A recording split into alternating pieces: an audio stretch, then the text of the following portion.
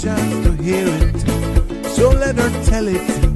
People on the streets say Sabrina speaks. Tune into the show, she will let you know. Tell all your friends and family.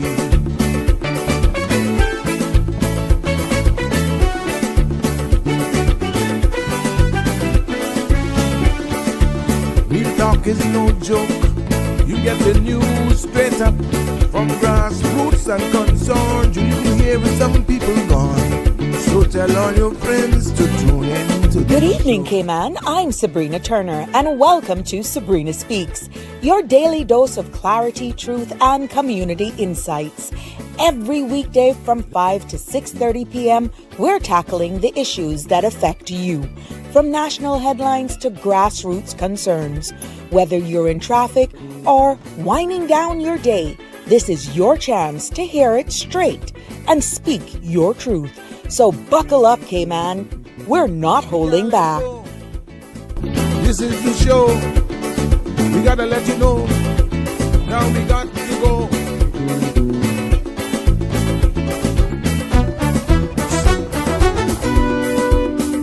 And now here's Sabrina.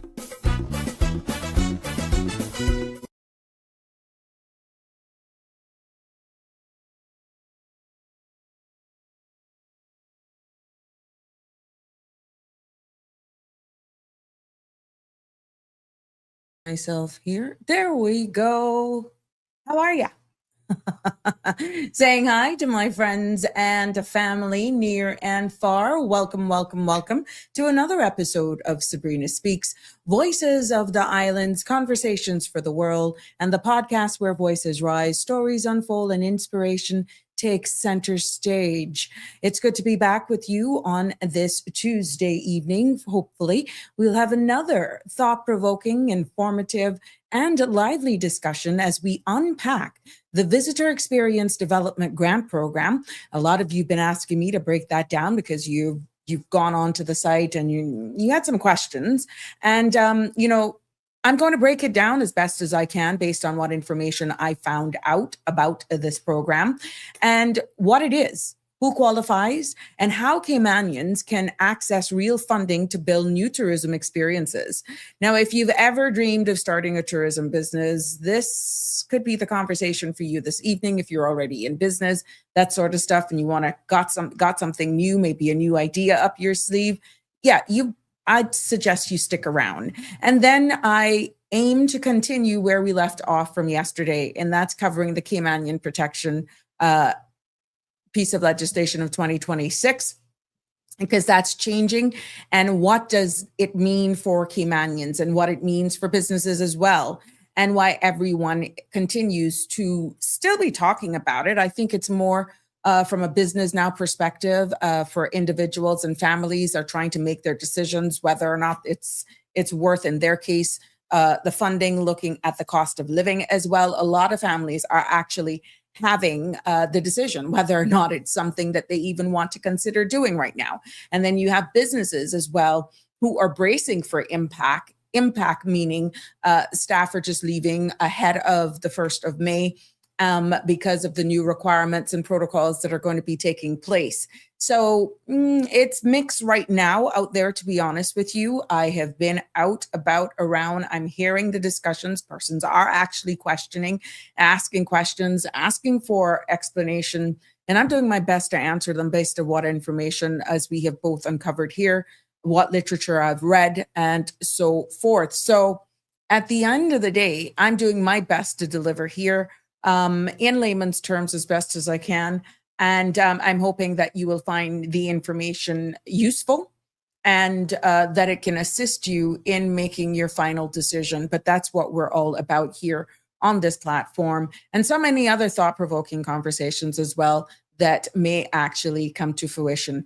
But yes, I am. This episode of Sabrina Speak is proudly supported today by Bridgepoint Immigration Consulting. Cayman Help is on the way, and a new consultancy firm is opening this May with 25 years of real hands-on immigration expertise. Now, Bridgepoint, your advocate in complex systems. So more to come on that. Yes, it's opening in May of 2026. They'll be your guide. So we'll keep you up to date with what's happening there. But please remember the content you're about to hear, including any discussions or opinions from myself, guests, and or participants, is intended solely for general informational and entertainment purposes. It's not a substitute for professional legal, medical, or financial advice. So I encourage you to consult with a qualified professional for your specific concerns. Bridge Media Limited and all its affiliates disclaims all liability for any decisions or actions taken in reliance on the information presented here. And, to join in live on the conversation, you can call me by dialing 345-936-8255 or hit me up at WhatsApp.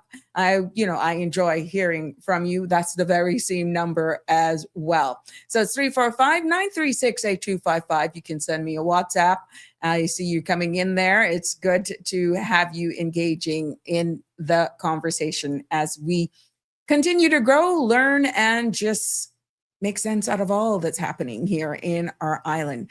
Before going into the substantive conversations this afternoon, let's hear what the weather has in store for us for this evening and into tomorrow. Compliments of our friends there at the Cayman Islands National Weather Service. Now, the synopsis calls for generally fair conditions accompanied by light winds are expected to persist as a weak pressure gradient remains over most of the Caribbean. The chance of showers remains low as dry air remains in place over our area. Radar imagery shows no shower activity at this time. The forecast for tonight calls for mostly fair skies with a low chance of showers. Temperatures will fall near the mid to upper 70s and winds will be east to northeast 5 to 10 knots. Now, seas will be smooth with wave height less than 2 feet. Tomorrow's forecast is calling for mostly fair skies with a low chance of showers. Temperatures will rise near the mid to upper 80s with a heat index of 96. Winds will be east to northeast 5 to 10 knots and seas will be smooth with wave heights of less than 2 feet. There will be a high tide this evening at 8:30. A low tide at 2:33 tomorrow morning and another high at 7:55. Sun will set this evening at 6:46. Sun will rise at 5:59 and tomorrow, yes, it will set again at 6:46. The outlook is calling for similar weather conditions through Friday morning. So that's your weather forecast here for this evening and into tomorrow as you make your plans, but it's going to be hot. Oh, yes, you're going to be hot, hot, hot. So be prepared, hydrate. And that's how we do it here. Now let's take a look at what's making our news here, starting with local news this evening. The Trade and Business Licensing Board is rolling out a major change for Caymanian entrepreneurs, introducing multi-year licenses in the islands. History, yes. History beginning today, eligible Caymanian-owned businesses can apply for licenses valid for up to 5 years. The Department of Commerce and Investment will administer the new system, which is limited to low-risk, locally owned businesses with strong compliance record and no outstanding fines. Now, officials says the reform modernizes Cayman licensing framework and supports long-term planning for local businesses. A 26-year-old man has been sentenced to 22 months in prison after stealing more than $5,000 worth of jewelry from Caribbean jewelers last January. Eddington Michael Bush pled guilty to taking several gold items which have not been recovered. The court heard that Bush struggled with addiction and mental health issues, but a pre-sentence report assessed him as a high risk of reoffending. Justice Richards ruled that punishment was necessary and rejected a probation order, urging Bush to use his time in custody to pursue rehabilitation. Other local news. Cayman Islands Police Commissioner says plans are underway to open small satellite stations across the islands and eventually assigned a dedicated constable to every parliamentary constituency. Now, the move is part of a wider push to strengthen community policing and improve visibility in neighborhoods. The RCIPS says that the strategy aims to build stronger relationships with residents and provide faster, more localized responses to community concerns. And in other local news this evening, the National Roads Authority is advising motorists of ongoing constructions at the CUC roundabout by Kingsport Center. Crews are carrying out curb works on the main roundabout this week, along with paving on the Silver Oaks leg. Drivers, however, are urged to slow down in the work zone, follow posted signs, and give way as signaled as usual to vehicles already in the roundabout. The NRA reminds the public this remains an active construction site with a 25-mile-per-hour speed limit. An official thanks motorists for their patience as works continue. Other local news: the Department of Agriculture is advising customers that its delivery services will not operate on April 28th and 30th due to scheduled maintenance on department's delivery trucks. No official says that they understand the importance of these deliveries and apologize for any disruption.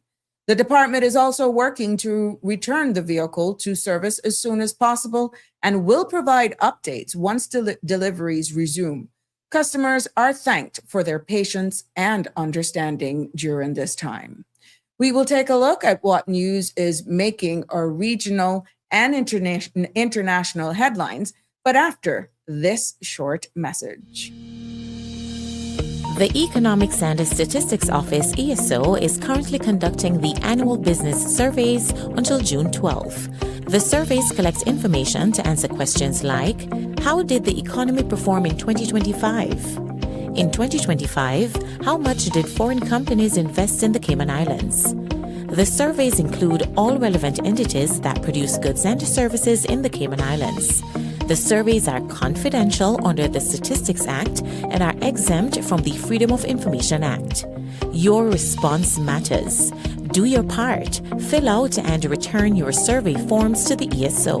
Remember, better data, better decisions, better business. For assistance in filling out the forms or for more information, visit eso.ky or call 244-4676 or 244-4600. Welcome back to Sabrina Speaks. For those of you just joining us, it's good to have you with me this evening. Let's continue with our regional and international news making headlines this evening. Yes, we turn our attention over to Grace Kennedy this afternoon. Yes, you're going to be paying a little bit more for these products because Grace Kennedy has announced that the price of all of its non-alcoholic sweetened beverages will increase effectively Friday, May 1st. Now, the company says the adjustment applies across its full beverage line, though no specific price change were released. Grace Kennedy notes that the increase is necessary to manage rising production and operational costs. The company says it remains committed to maintaining product quality for consumers. And over in Bermuda, yes, Bermuda, King Edward VII Memorial Hospital is moving to relieve pressure on its emergency department following renewed concerns about overcrowding. The Bermuda Hospital's board says it takes steps to ease demand while advancing a full review of emergency services. Now, the update follows public calls for a veteran emergency doctor urging action to address chronic congestion. Officials says the review aims to improve patient flow and strengthen overall emergency care. Taking our sights over now to the British Virgin Islands. Yes, because they have secured another international accolade, being named the best luxury destination in the Caribbean in Modern Luxury's 2026 Travel Awards. Now, the recognition announced on April 24th follows the BVI's 2025 title as Hottest Destination of the Year, reinforcing its standing as premier high-end travel destination. Now, Tourism Director Clive McCloy says the award reflects the consistency and quality of the BVI's luxury product, supported by standout properties such as Oil Nut Bay's Villa. The BVI continues to earn top rankings from leading global travel publications. And making our news right now internationally for this evening, right here on Sabrina Speaks, yes, we take our focus over to King Charles III. Yes, he arrived in the United States on Monday, April the 27th, for a 4-day state visit, marking the 250th anniversary of American independence. Now, the King and Queen Camilla landed at Joint Base Andrews before traveling to the White House for private tea with the President and First Lady. Now, the visit comes amid heightened security and diplomatic tensions, with Buckingham Palace confirming the trip would proceed despite a week of shooting incident in Washington. And also, King Charles has also become only the second British monarch to address a joint session of the United States Congress. He did that earlier today. In his remarks, he praised America's leadership and expressed gratitude to the American people, calling the US-UK bond priceless and eternal. The address also marked the 250th anniversary again of Americans' independence, and the King highlighted the enduring values shared between both nations. And over in our internews entertainment segment today, all of you who are loving it, guess what? Daddy Yankee and Shenseea have teamed up for Echo, the newest single from the official FIFA World Cup 2026 album. Released through Salix Co. UAM and Def Jam, the track has co-produced and executively produced by Trainee, blending reggaeton and dancehall for the tournament growing global soundtrack. Now, FIFA says Echo is the album's third single following releases from Jelly Roll, Carrie Leon, Los Angeles Azules, and Belinda. The collaboration highlights the Caribbean's influence on international music as the World Cup builds a multicultural playlist for 2026. So this is something definitely we can all look for, and we feel good when we see one of our own from in the region definitely making center stage here as we keep it rolling.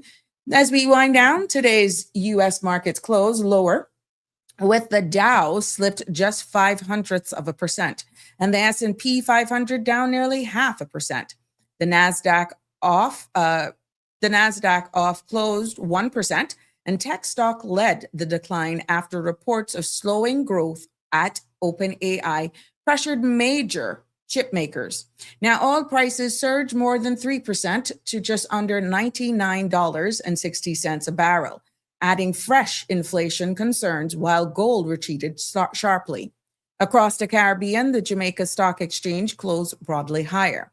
The JSE index gained 0.7%, with more than 16.5 billion units traded, led by Jamaica's Trans-Jamaican Highway, JMMB preference shares, and Wigton Energy. In Trinidad and Tobago, the composite index held steady at 963, with modest gains for First Citizen and Scotiabank, while NCB Financial edged lower. Now, the Barbados Stock Exchange was closed for Heroes Day, and here in the Cayman Islands, they did not report any closing figures. Now, we see where figures are consistent with its reporting schedule, but regionally markets were steady as investors track rising oil and heavy week of U.S. earnings. Now, that concludes this evening news, and that's regional, international, and our business report here on Sabrina Speaks. It's good to have you all with us. Just let me get this image for us today. I want to send happy birthday greetings out to anyone who's celebrating a birthday, any and everybody who's celebrating a birthday today. Yes, we want to share that with you right here from all of us on the Sabrina Speaks platform. We know how we do it here. Our thoughts are with you on your special day. And if you're celebrating an anniversary as well, we share that with you here. Lots of love. Of course, we're doing it all here with you. And we want to share, sending all of it from us on this platform. Yep. And for those unfortunate who are mourning the loss of a loved one, our thoughts and prayers go out to you as well as you navigate this time of healing and reflection. Our thoughts and prayers go out to all of you as well. Yes. And Connie sent the flower of the day. Thank you, Connie Bonnie. There you go. That is Orchid of the Day. Thank you, Connie. You are so consistent. There is an issue with your, okay, good. Got a little warning there. Sorry about that. Yeah, so thank you for sharing that with me, Connie, and sharing it with all of us here, and for your dedication and your consistency as well. Appreciate it lots. Yes, yes, yes. Just a gentle reminder for all of you, this Friday is 345 day. Yes, Friday the 1st. You're encouraged right now to show up in your national pride and wear your Cayman Proud shirt, or you can wear, dress in the colors, red, blue, or white on this day.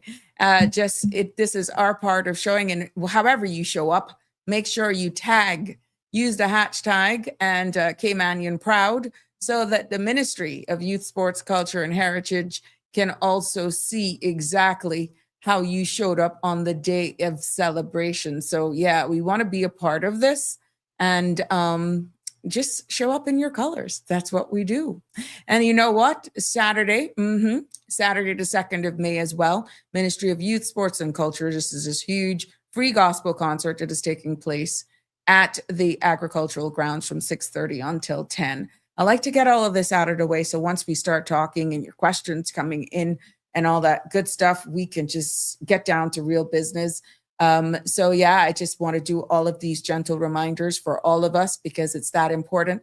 We're dedicating this. This is history in the making, an entire month.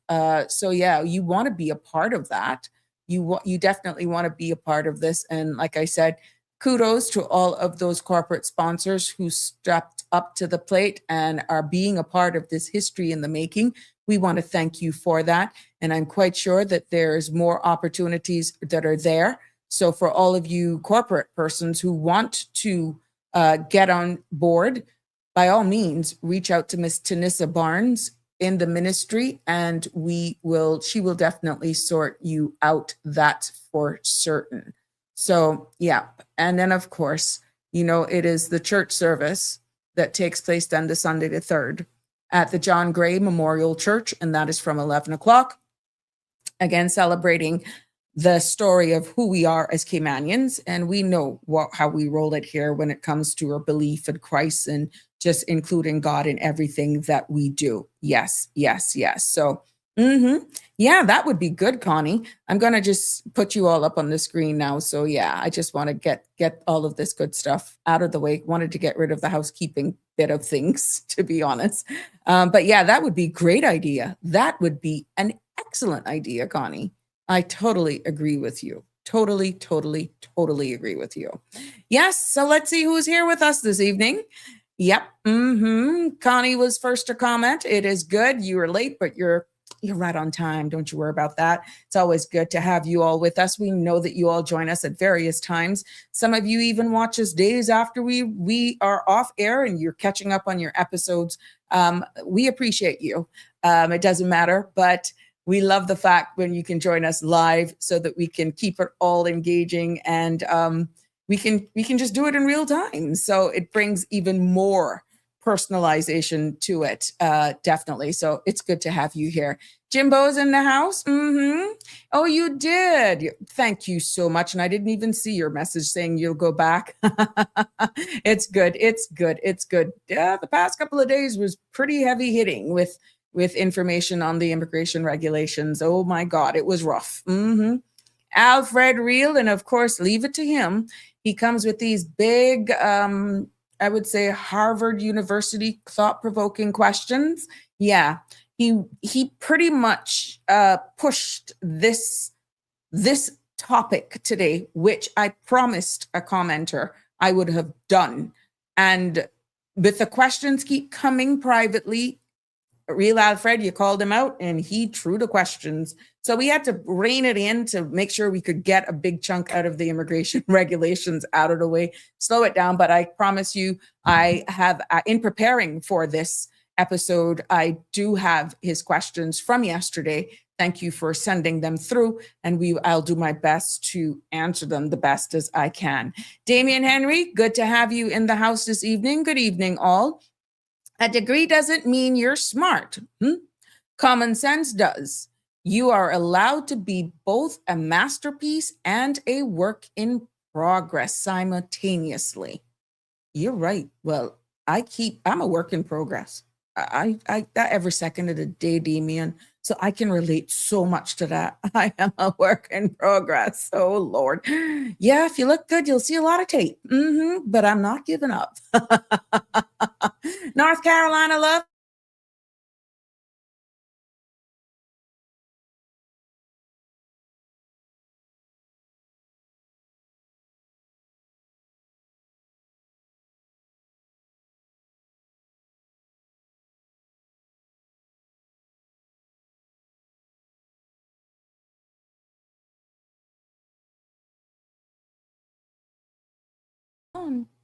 There we go. I'm back.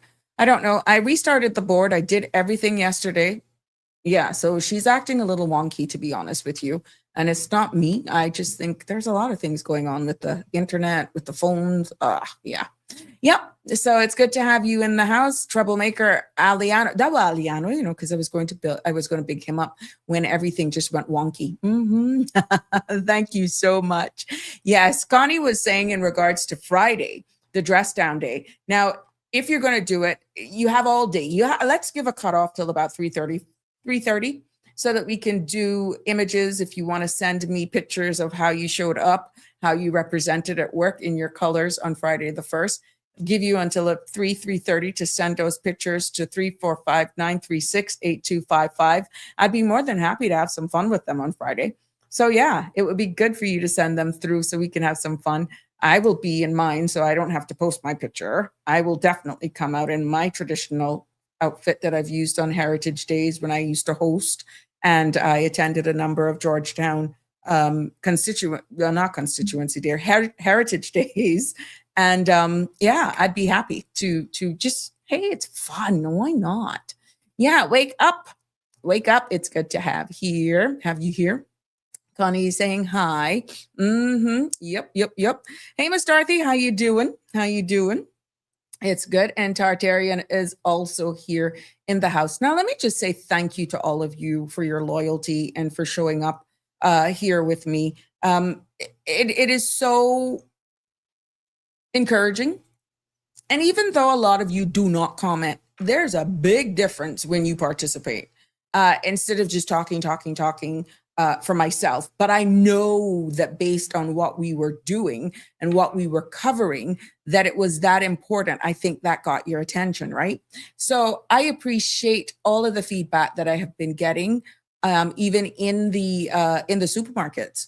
Don't care where I go. Oh my goodness. And you know what's touching the most? When the guys come up to me, for more reason than one. No, but what I'm saying is you don't normally get men engaging with you about topics, about episodes. And it's amazing what they remember and how they just pull me to the side and they will ask me for clarification on different things. Don't just be one track here now. Yeah. On a plethora of things. So those are the most kudos to my women as well. I know there was a lady who stopped me in a supermarket and I'm still working on that. You know who I'm talking to. I'm still working on finalizing that, but you can understand where the priority was right now with getting a lot of this immigration stuff out of the way. But we're coming back to that topic that we were talking about. But it's just amazing the feedback and ideas and suggestions that people have been giving me. But it's not too often the men come up to you and just, they're respectful, they're polite. And yeah. So don't think that I'm not approachable. I'm very approachable. My resting bitch face is not the oops. Yeah. Oh, I don't have a 9:30. Yeah. Please don't make that turn you off. Don't. But yeah, I am very much approachable, very much contrary to what a lot of you think. But yeah. It's only a few that gets into that circle who really sees the true side of me. But I'm just letting you know that I am very, very much approachable. Many times I'm just zoomed out thinking about the next topic or just trying to get in and out of a supermarket or just trying to get stuff done. And I'm not all the time I'm aware. But trust me, when you see me and you actually engage, you would be like, wow, that's different. She didn't appear that way. It's just, yeah, then you don't get me to stop. So be careful. My Milo friend is in the house. Iva, how you doing? Hello, hello, hello. It's good to have you here with us today. Aliano says, I know no trouble. Just be giving Facebook hell with all the Trump. Oh, Lord, roaches on the. Oh, Jesus. Really? Trump roaches on the platform, all up in every comment I make. But let me tell you something. You just got to love them.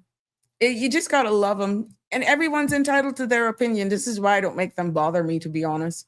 Aliano, just speak your mind. But remember your social media posts, your different platforms, and your cell phone could be asked for the next time you travel, not knowing your immigration status for the US. But yeah. And some people say they're shutting us down. They're monitoring us, what we say, what we can say, what we can't say, and all that sort of stuff. So yeah, I don't know. I don't know, my love, but everyone is entitled to their own opinion. Good evening, Andrew. How are you? It's so good to have you here. Good evening. Andrew is saying, Cayman, blessed Tuesday. How are you? You've been missing, or you've just been taking in all of the stuff that we've been saying. It's been a rough couple of days, to be honest, with just delivering. I'd be honest with you, Andrew. It has been a rough couple of days. Yep. Aliano. Jim is saying very approachable, authentic, genuine, and kind. Yes. Plenty of those for you, Jimbo. Lots. Yes. Connie saying, huh? Yep. Yeah, it's amazing when you see some of the comments that are made on certain articles. Oh my God. If it can be, people can be really mean just because you're not agreeing with them. And this is why I'm very cautious. Religion, politics, and there a few other subjects, but those two in particular, I'm very cautious with having those because it is very emotive and people can just get so personal. But the social media platforms and commenting, they literally come after you hard. They literally come at you personally. And that's what social media platforms are for. So just move on. Moving right along. If you take it to heart, oh God be with you. Then you might as well just come off of social media and don't comment because you're going to get somebody commenting. You know how much haters I got just doing all sorts of foolishness on the platform? Boop, boop, boop. Water on a duck's back for me. I know what we're delivering here and I thank you all for showing up. But yeah, it can be brutal, Connie. Yeah. Una business. I don't need to travel to the US to blacklist me. So okay, got to, yeah, but still love the tips. Yeah, they're asking you, especially if you're renewing your visa. There was a thing came out a couple of weeks ago and I covered it here. Please remember to declare your Facebook, your social media handling, your pages and stuff when applying for US visas. And we're not exempted from that. So just be cautious, I would say. If you have no desire, no care, who gives a crap, like Aliano was saying here, then do whatever you want. But yeah, it is quite a different time that we're living in right now. Damian Henry says, some companies now checking your social media accounts before employing you. Yeah, you don't even have to apply. Some of them will actually see you commenting and that sort of stuff, and they'll just go and pull you up, period. And then they'll remember, isn't that a name that I saw commenting here or whatever? But if we have to live like that, guys, then you are falling prey to exactly what theorists are saying, that they're shutting you down. Yeah. You are actually allowing them to win. You got to stand for something. And I don't feel that you should be, once you are entitled to your opinion and you're able to comment on something in a respectful way, that you shouldn't be scared to weigh in on your opinion. If you're going to just capitulate and just become a clam and just stay in your corner and you're busting at the seams, then what kind of life is that? Yeah, I don't know. But we're all made up differently. And remember now, remember, you can stay at the back and put other people in the front line, but don't think people ain't watching. Don't think people aren't aware. Andrew says, the high prices killing everyone. Appears we can expect, oh yes, due to, well, look here. Tomorrow I'm going to have a very interesting topic. I am going to be dropping a full 2-hour episode on exactly this separation, the UAE quits OPEC. I am doing an entire 2 episodes on that, not to fearmonger. I know a lot of you are seeing that, but you do not understand the impact that it has by extension on the world. Yes. And look at how it's all adding up. Who's in the United States right now? It was a part of my news broadcast. It was a part of the news broadcast. And where do we fit into all of that? You got to tune in tomorrow for that.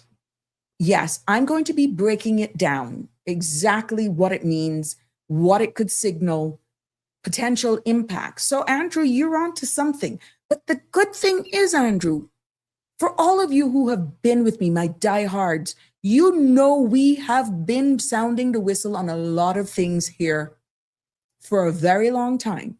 I would say from last year, before all of the Hormuz and the straits have been blocked, we have been having certain discussions. But this should put it into perspective on a bigger scale tomorrow. So that is tomorrow's topic. I'm going to be breaking it down in bite-sized pieces for us to try and understand exactly the UAE, what that means with the UAE quitting OPEC and how it all aligns. So yeah, you want to tune in for that tomorrow, definitely. Connie says, when it comes to me, when it comes at me hard, I hit back. Oh, I've seen you. Oh, girl, I see you. Oh, yes. Dean's in the house. The rock never hit me, but don't make my Trump profile fool you. Oh, okay. Ay. Yes, that could mean a number of things, isn't it? Aliano said, the road is rough, but looking to do my own business and stop working for other people soon. Thanks for the help, that is my pleasure. And Aliana, trust me, for any small business, I've been there. You'd be surprised how much people I've assisted, just holding your hand. I'm always available and never doubt that. Trust me. Connie says, I don't intend on walking around with no big belly, full of people. Full of people business. I'ma chat it out loud too. OMG, Connie, you're a joker. Oh my God. See, Jimbo is telling you, hello, Connie. Yeah, let's get to it, guys. I want to exhale. Let's exhale. So you know what? Let me just do this so that we can exhale and we'll go straight into what this grant means. Okay, so please, just bear with me. We got to pay some bills. Let's listen to the ESO just in case you missed it at the top of the hour. The Economics and Statistics Office, ESO, is currently conducting the annual business surveys until June 12. The surveys collect information to answer questions like, how did the economy perform in 2025? In 2025, how much did foreign companies invest in the Cayman Islands? The surveys include all relevant entities that produce goods and services in the Cayman Islands. The surveys are confidential under the Statistics Act and are exempt from the Freedom of Information Act. Your response matters. Do your part. Fill out and return your survey forms to the ESO. Remember, better data, better decisions, better business. For assistance in filling out the forms or for more information, visit eso.ky or call 244-4676 or 244-4600. Welcome back, one and all, and for all of you who's just joining us, it's good to be back with you. I'm your girl, Sabrina. You never know which version is going to come out, but guess what? I'm going to be loyal to the core. Andrew is saying, as we spin off after that commercial from the ESO, Caymanians need to unite stronger than ever before to get through the tough times ahead. Small businesses, everybody is going to experience financial difficulties if they are already not in it. Thank you, sound advice and profound. You are so right. But for those of you just joining us tonight, I'm going to be diving into something that is huge. And it could actually, in some cases, could change the lives of Caymanian entrepreneurs and definitely shape the future of our tourism industry. And what I'm talking about, my friends, is that the Ministry of Tourism and Trade Development has launched a visitor experience development grant program. And that grant design is designed to help Caymanians create new, unique, authentic tourism experiences. Okay. So that is this aim. And the deadline for this, my friends, is nearing. Yes, it's nearing. That's the 1st of May. So at the end of the day, this is what I want to break down, because a lot of you have been asking, a number of you have gone onto the sites, and you got a little intimidated when you saw the requirements. And it is my duty, based on your ask, to just break it down for you, to say what it means and how, and if you want and you're trusted, what you need to do. So let's break it down here this evening. Again, 345-936-8255. Feel free to weigh in on the discussion, or you can send me a WhatsApp or comment on whatever platform you are actually streaming us live on this evening. Yes. Now, what we're seeing here with this grant experience is that this is, as I said, it's looking for unique, creative, market-ready tourism experiences. Okay? So there are a number of things they're looking for. First of all, distinctive business concept. Okay. What I mean by that is that something Cayman doesn't have already, something that makes a visitor's stay or memorable, unforgettable, something that allows them to say, wow, I've never done that before. Now, let's say it is Caymanian cooking classes with local ingredients or something, or a heritage walking through, let's say, our capital, or even a mangrove meditation or eco-wellness retreat or something like that, or even a luxury private boat experience with Caymanian storytelling. I'm just pulling these off the top of my head, kind of, as I prepared for today, right? And what it must also be is inclusive and accessible. These are some of the requirements. And what that means is that experiences that welcomes everyone. It's tailored for seniors, families, persons with disabilities, and even diverse backgrounds as well. They also have another requirement that they're looking for in the applicants is environmentally responsible, meaning it's eco-friendly practices, low waste being produced, and even respect for our natural environment. Another thing that they're looking for is that whatever product or idea you come up with, it promotes what's at the front. It promotes Caymanian culture. Now, we all know how huge this one is. This one is big. And they want Caymanian identity to be front and center. So dig deep and think about music, food, crafts, seafaring traditions, or something like that. And of course, Caymanian history. Another element that they're looking for is that it supports the local economic growth, meaning that you hire Caymanians, use local suppliers, and build something that is sustainable, that will last for a while, okay? So if your idea checks even 2 or 3 of these boxes, you don't have to hit all of them, then I would dare say that you're on the right track. Now, please note, this is not a program where you say, give me up to $50,000 and I can start something. Oh no, my friends. The government is not financing your ideas on paper. No. That's not what they're doing. So let's break it down when it comes to eligibility about this grant so that we can keep here going. It is simple, but very, very important, because we say that too often our Caymanians are being left out in the cold and everything, everybody's stepping ahead of us. So the eligibility is, in order for you to apply, is that you must be 100% Caymanian owned. The business must be 100% Caymanian owned. It must be 100% Caymanian staffed. Here was it.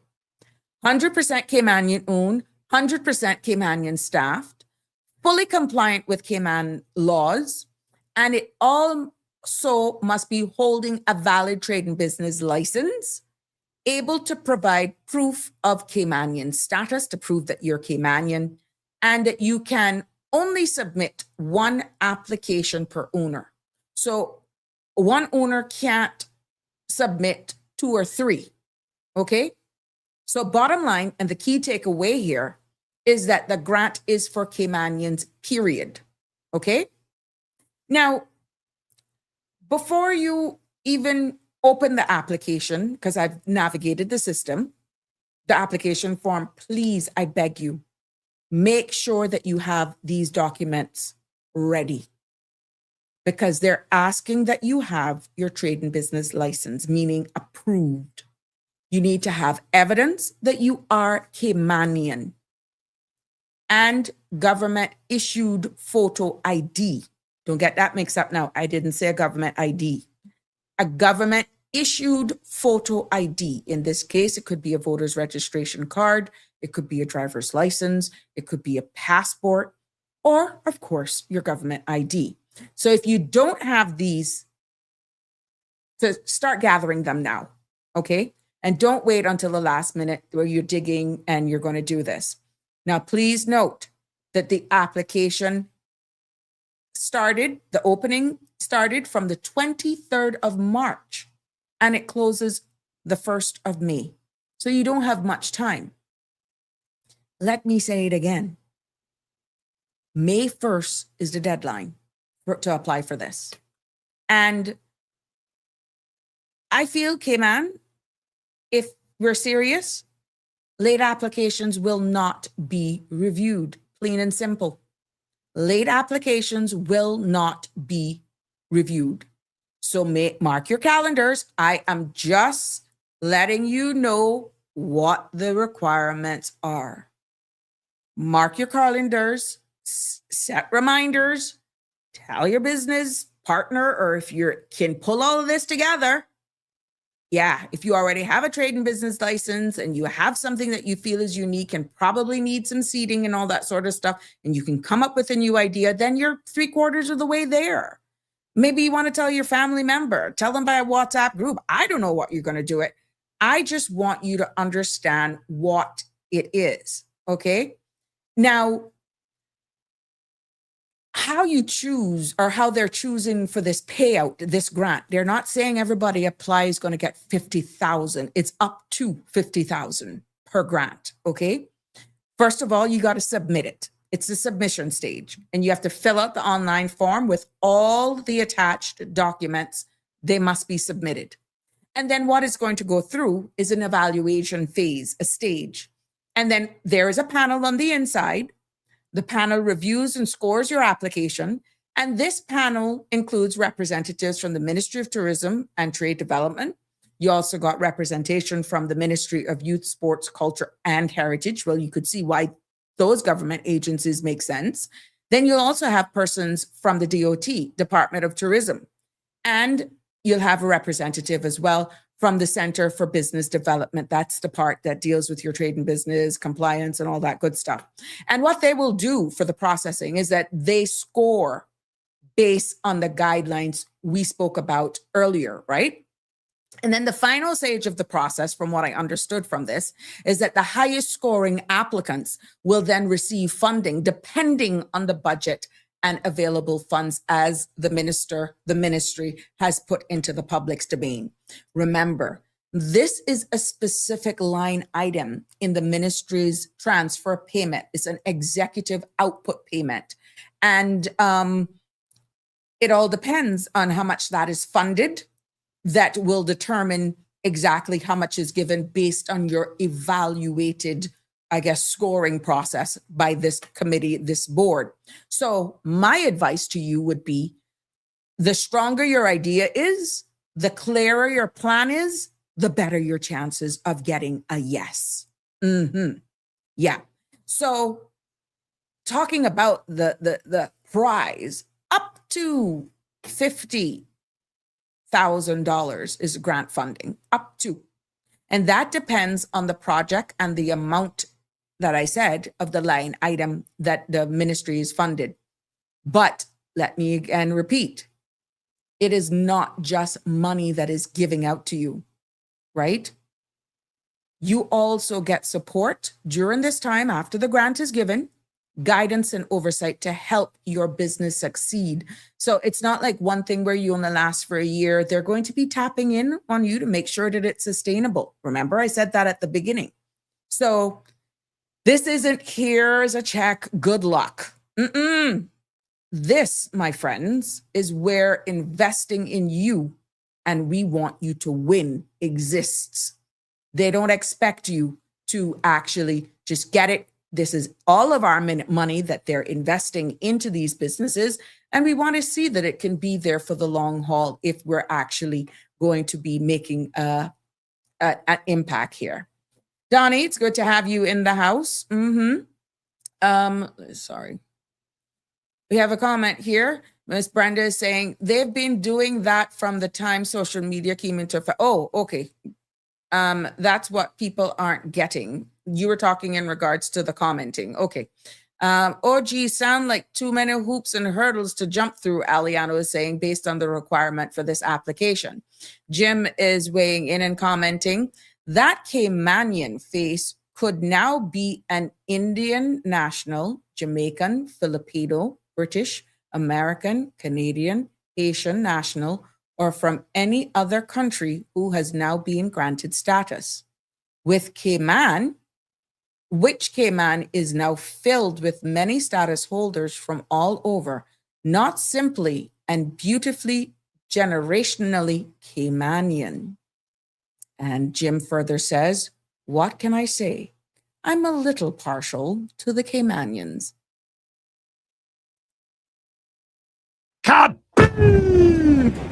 And in that case, Jimbo, I think you're a little partial to the generational Caymanians is what you're saying. But here we go again. Once you have been granted that Caymanian status under whatever labeling you have it through the immigration thing, you label it as the Caymanian Protection, whatever, you're still not deemed a generational Caymanian as to what you're alluding to, but you're eligible for that. So, yeah, some people may be a little upset at that, Jimbo, and they may have that deep down in them, but how do you say on that you have to be generational Caymanian? They just said Caymanian. Good point to point out, though. But this is where the segregation, the divide comes in, because the requirement does not distinguish generational or not. It just says Caymanian. And this is where it's a nerve, it's a sore spot in our society that many actually will agree is creating some sort of a divide. Now, based on this, we saw yesterday where we got some questions coming in, and Aliano says, yep, Jim, the whole part of being Caymanian has become watered out, is what Aliano is saying. Yeah, so here we go. One question came in yesterday in regard to, as a matter of fact, about three. If the goal, this is from Alfred, if the goal is authentic Caymanian tourism, how do we stop culture from becoming something Caymanians perform for visitors while being priced out of their own country? Now, I somewhat answered that yesterday, or I didn't, because I just didn't want to take away from it. But when I thought of that and gathered everything here, I feel that that's a very good question. And it reflects exactly the concern that is shared across many tourism-dependent small island jurisdictions. And you know we have been talking to a lot of them. It's the same across all of their economies. But the issue, my friend, is that it isn't unique to us here in Cayman.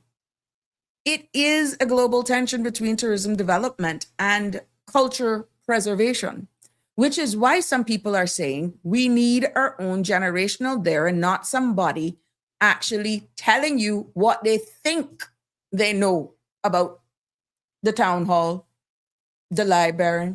You really think if they took me and Alfred, for example, in certain parts of this country and allow us to do it versus someone who came here for 15, 16 years that really did not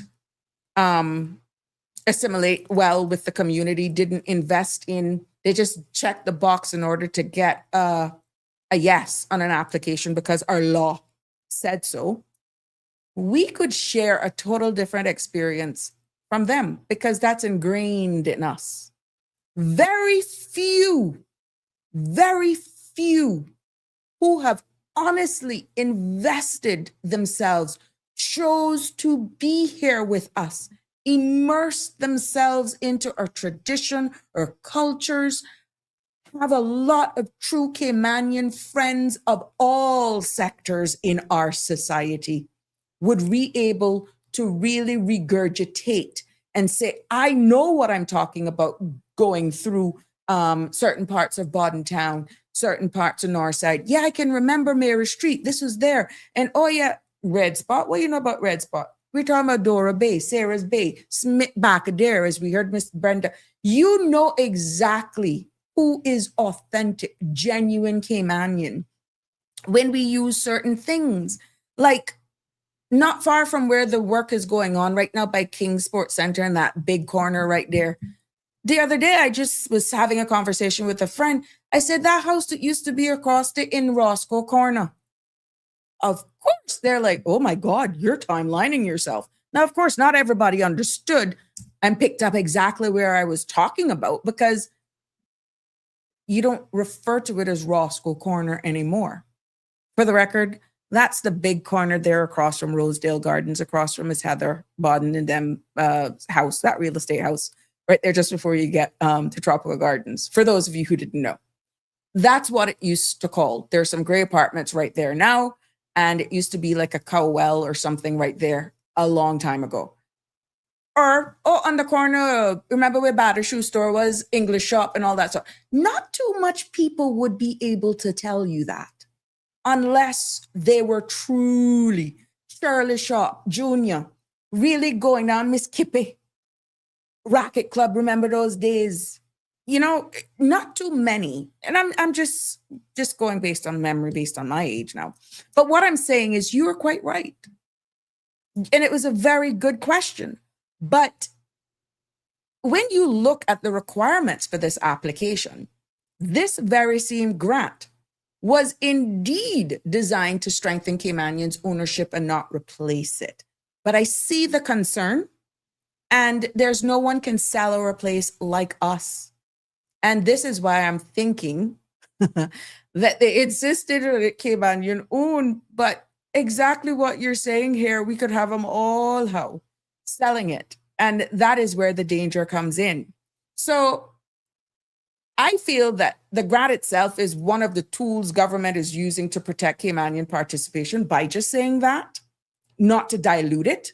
Because if that was indeed the case, then you could have had residency applying for it, those who have PR and that sort of stuff. So I get the feedback that you're saying it should have been generational, maybe, I don't know. It's too late right now, to be honest.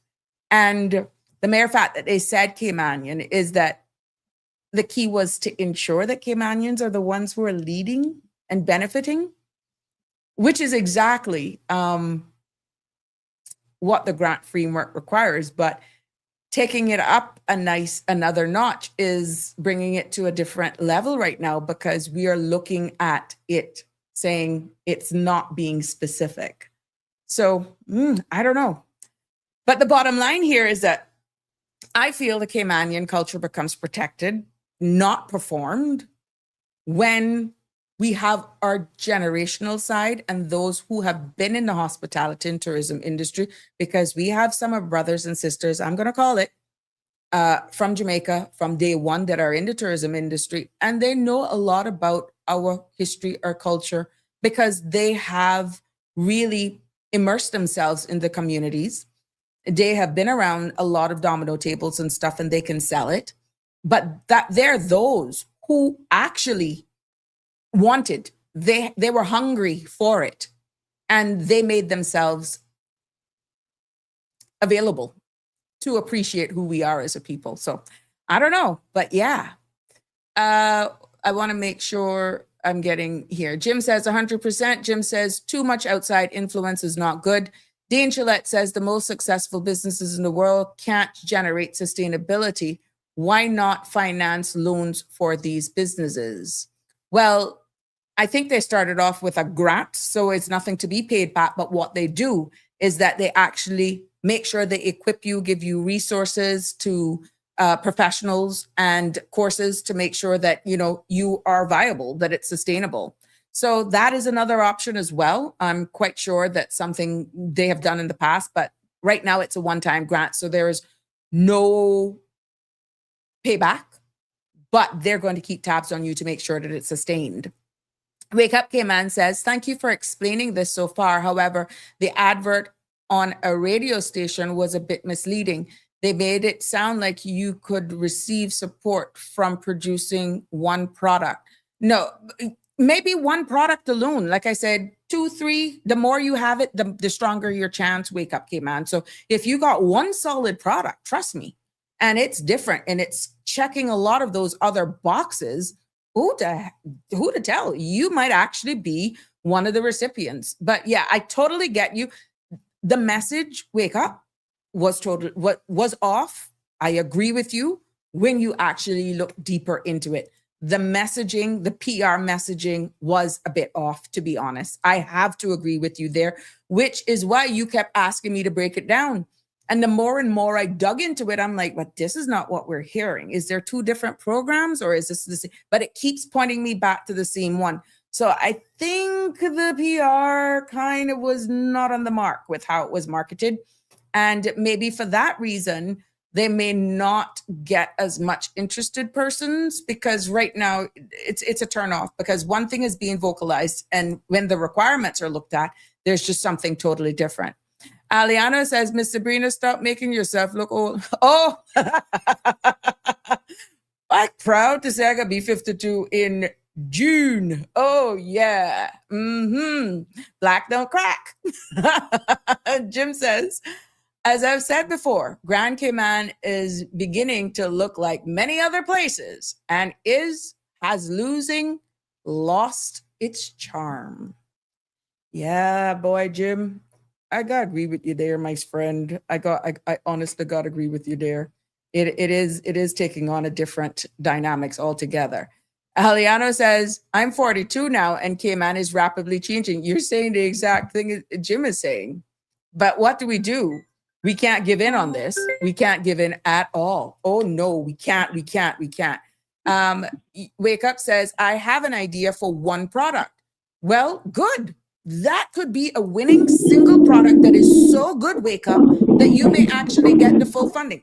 Good evening, caller. There's a lot of wind in the back, or whatever the heck that is. How you doing? I'm good. How are you? Is it still a lot of wind? Still a lot of wind? I didn't know what it was. There was just a lot of background noise. Oh, no, there. That was a truck. Oh. And its exhaust. Oh my gosh. Passing next to me. Yeah. Making all that noise and then. All right, my love. Sabrina, what is it? Forgive me for tuning kind of late. I was going to tell you what you actually heard in the background is the steam that I'm about to blow off on your show. Okay, go ahead. Are we talking about our tourism product, the Visitor Experience Development Grant Program? Try hush though, yeah. Oh, Jesus. More money again to waste, but anyway. Stop it. Let's digress. No, I'm sorry, Sabrina. The problem to fix it, the solution to fixing problems can't always be to throw money at something. But they're giving people an opportunity. This PR is and I appreciate that. But again, like I said, throwing money at everything can't simply be the solution. It's like the Teflon Don, whatever sticks, we go with it. It's rubbish. It's absolute rubbish. But that's not what I called about. So please allow me a couple of minutes. You go ahead. So I have become the de facto work complaints board, if you will. And anytime anybody got problems, oh my Shan, God. That way you I need you would never know what happened to me. Well, So I just came from visiting, I'm going to call the person a friend, who is blooming mad, what happened? has operated a family business for the past 33 years. Okay, I'm not going to say what business it is because I don't want any backlash for that person, right? But only to bring and to highlight the mess going on in this place. That the exact piece of legislation, that immigration bill that we advocated for and lobbied for weeks to slow down on, that I said Caymanian businesses were going to end up on the suffer. No, Caymanian businesses with real needs were going to end up on the suffering end because of the foolishness we rammed down our throats without proper consultation or proper implementation. We already seen that they rolled out a date and they had to pull that back. Got that wrong again. Right? So, this individual is running a small business, has a need for 2 employees. Her previous employees were rolled over. She managed to secure 1 individual on a temporary basis and was recruiting for another. The business has always operated with 2 employees. I want to make that clear. Because there is a need, not a want. Ain't nobody hiring extra help for shits and giggles. Okay. So They it's ain't an doing overhead. that. It's an overhead. Okay? Yeah. Well, apparently work don't understand that.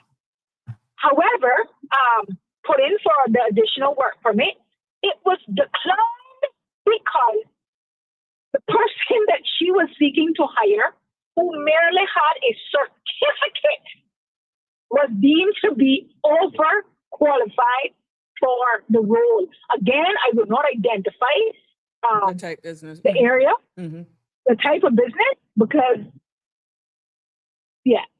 right? But I will tell you, it's not an accounting firm and it's not a law firm. It's an ordinary service industry.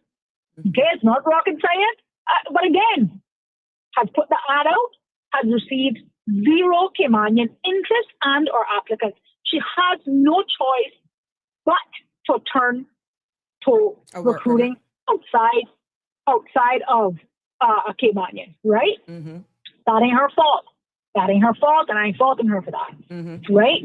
So unfortunately, like I said, she recruited someone and they deemed that person to be overqualified. She kind of, what I like to call, went through the back door, kind of made a complaint. That decision was overturned, kind of saying it was a mistake. She let it slide. Okay, fair enough. You screw up one time. Okay, no problem. Unfortunately, that individual, once the permit had been granted, made a decision that he, due to like a change in his family dynamic, he was no longer able to take up that role in Cayman. She submitted another application for another applicant, again, who happened to be a work permit holder. That application was returned, and she was told, mind you, this person, again, like I said, has been operating a family business in the country for 33 years, has always had 2 employees. She currently has 1 employee. That employee is on a temporary and is making a decision that they don't want to continue their employment beyond I think it was the 6-month period. So she is recruiting. She's, like I said, she was accustomed to having 2. So she put in for that second person. Again, at present, as we speak, she only has 1 employee, is recruiting for another because there's a business need. And her application was denied on the basis of no business need. What? Okay? You heard what I just said. Well, So okay, go ahead. She she calls the complaints bureau to make a complaint to me to say, help me understand, is this within the scope of the law or is this? And I quote verbatim, Shiv, I'm starting to take this personal. Oh, wow. Help me understand why this is not now personal. I have one permit. I'm operating a business that requires 2 persons. I've been struggling with one employee, and the service business is such that she cannot fill that role herself. Aside from that, she shouldn't have to justify that need, right? It looks as though they're stagnating, not allowing your business to grow and function because they have one concept of what they think your business that is. Precisely it. But that is precisely it, right? And I think Denny and I banged on ad nauseum that this is what would happen if this wasn't done right. Cut once, measure twice. You remember me saying that? Exactly. Right? And now we have Caymanian businesses, and I'm going to say it here today, Caymanian, not them Caymanians, Caymanian businesses who are suffering because someone in there has made a determination based on God knows what, that there isn't a true business need. We shouldn't have to be going through the proverbial back door to get ahead, Sabrina. We shouldn't have to be. There are people out there who are holding. I personally spoke to an individual who is that Caymanian, who has 14 business licenses, some 6 to 7 employees, but has never received a denied work permit. What? Okay? You heard what I said, has never been denied for a work permit. Okay? How is one person able to operate 14 businesses? Truly tell me no. Truly tell me no. How is that possible? However, when you go through the back door and you hear on the proverbial mall road that what's actually happening is that they're targeting specific people and their businesses because of political differences, that they are truly messing up because it's being just a ramshackle, done in a ramshackle kind of way that they don't even have the capacity to understand what is being requested. And additionally, there's additional pressure to deliver on political promises so far as we are going to reduce the number of work permits in this country. And I forget, and that the people processing these work permits simply don't have any understanding of the need, so to speak. What if they do? What if they do, but the mandate is contrary to what is being said otherwise in the public's domain by those in power? There's one message being sent in the public's domain, and then there's another mandate being given to the councils, the boards, the administrators that is totally not connecting, which is what was being explained with the PR for this grant, this government grant versus the requirements. It's two different things. I'm just asking the question. With you, Sabrina. I agree with you, but again, I want to hammer home again that as a result of these inefficiencies, deficiencies, Caymanian businesses with legitimate needs are suffering. Okay? This individual is not like Siobhan, who wants to, and please let me state, this is not about me embarrassing the department. This is about a bigger picture. This is bigger picture, and the good of many must outweigh the good of one. And while you have people in there trying to cover their behinds, Caymanian businesses are hurting. Okay. Oh, I forgot to include this one. This one will knock your socks off. She was told by somebody, again, through the back door, in that department that the permits were being turned down because based on the salary that you put on it, they are determining that in some instances the salary you are offering is too high. Now, how do you get to determine what I pay my employee? And they're not listing legitimate reasons. They're giving these standard, no business need, overqualified, based on nothing. The criteria that they're basing it on. You're like, what? It leaves you scratching your head, Sabrina. It really leaves you scratching your head. And I'm going to say this here today, and I don't care who it hurts, whose feelings or whose toes I step on. The permits that they should be turning down are the ones that are going through. The permits that are having effects on the lives of Caymanians and being put out of work are the permits that are going through, that are not being looked over twice. Those are the permits that are having a real impact and a real impact on the real lives of Caymanians. Hindering Caymanians from getting gainful employment, hindering Caymanians from moving up in the job market. But those permits aren't getting a second look because of who is submitting the permit. Yet again, a small Caymanian business, she has a right to feel targeted. She has an absolute right to feel targeted. 33 years in this country, one work permit, and you are going to say no business need.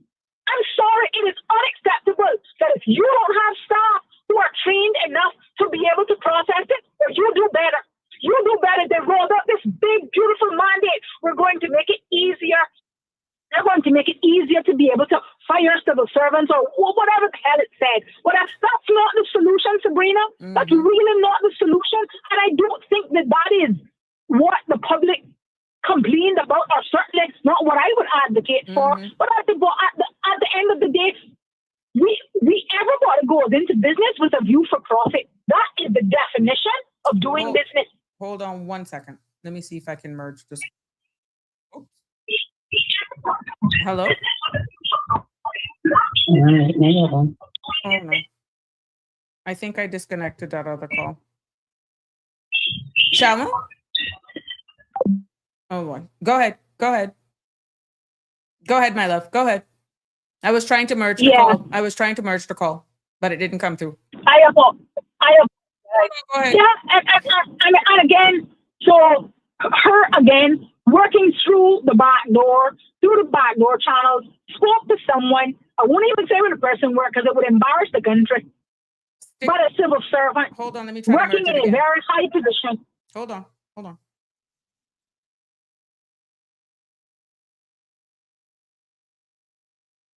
Oh no. Okay. I'm not going to do this. Whoops. I'm not going to do this. Sorry. Hello? Yes. Oh gosh. I knocked off the other caller. Hello? Yes. I knocked off the other caller. Sorry. She wasn't finished. Hello? Yes. Hello. Hello? Not hearing. Hello. Hello. Hello? Yes. Hello? We're not hearing. Oh my gosh. I'm not sure what's going on. Let me wrap you up. Go ahead, my love. Yeah, sorry about that. When she spoke to the individual, like I said, I would say a high-ranking civil servant who I think ought to be able to provide some information or shed a little bit of light. He looked at her like a year before Cole looked at a cat and said, I had no idea about all of the changes. Well, when you submit your complaint, let me know what the result is. It is a crying shame. It is a crying shame. I think especially in the civil service, where there are customer service facing roles, again, work being one of them, not one. Your goal should be to create a remedy to the solution. Okay? Your goal should be to provide a remedy to the problem, or to create an end-to-end service. Right? Again, a 33-year business in this country. Second time something of this sort, and it's been in the span of 1 month, has happened to this individual, only to be told because of possible political differences, because political agendas, because lack of training, because this is unacceptable, Sabrina. This is unacceptable. And again, who do you complain to? Yeah. Who do you complain to? What? I'm bold enough to get on here and say these things, right? But then you hear from other people, well, they don't want to work with Sabrina because you know who she's supporting. Well, they don't want to work with Siobhan because you know who she's supporting. And what I'm saying is, more gets done when you don't care who gets the credit. But there's too much people who really have either solutions to very necessary problems, or who have ideas that can truly turn things around. Again, I have to quote Steve Harvey when he said, sometimes it's not the message, it's the messenger. And I get that, Sabrina, and I get it. But we're running the country. This is not part of shop. You can't afford to get it wrong. Well, I could be You honest. can't afford to get it wrong. Denver had a question, says, just asking a question, caller. Is the permit or permits for a certain nationality that we have no desire to have anymore in our country? There's no national statement for that, though, Denver. Well, Denver, I will say this much. The government today, as I understand, speaking to you at 6:23 p.m. this evening, I am not aware of any mandate, any backroom story of a restriction on the number of specific nationalities to be in this country. They should start to call for that. They should start to call for that, lest we be inundated with any specific amount of nationality. We should never be. We should never be, and it should be equal and balanced. It should be equal and balanced so as to not create a overpopulation or oversaturation of any one nationality, so that it is so disproportionate that it's simply no longer fair. Right? So there is no mandate with regard to undesirables. They're undesirable foreign nationals from every nationality. It's not the nationality. A lot of the times it's their behavior. And yes, we do admit that some countries, their culture and all that sort of stuff ingrained in them, but you have good and bad everywhere you come from. The elephant in the room for what you've described that's happening with this company is that it appears as though, as you've alluded to, if they say don't work, is being targeted. Exactly, because of political. Being targeted. So what does that say about neutrality? What does that say about being objective? What does that say about they got their foot in their own Caymanians? They got their foot in their own, in their proverbial throat. Right. And again, this and like I said, it's a conspiracy until it's not, Sabrina. It's a conspiracy until it's not. When the first time that happened, and we were like, that looked kind of personal. But because I read between the lines really quickly, I start to look at the circles that people are running. I can kind of sort of tell you're going to have a bit of problems with that. You're going to have a little bit of difficulty with that, right? But it shouldn't be when you have legislation that is there. She's willing to give more of a benefit of the doubt than I ever will, because I understand how the political landscape and the political arena of how you get things done here. But the reality is, I want to speak to all 19 of those MPs today. There are no foreign nationals voting in this election. There are no foreign nationals voting in an election. They're all Caymanian. There are no foreign nationals who vote in the elections. So you are killing and stifling Caymanians and Caymanian businesses. But what do they care if this comes out to be true? Clearly they don't. If it comes out to be true. Sabrina, you shouldn't.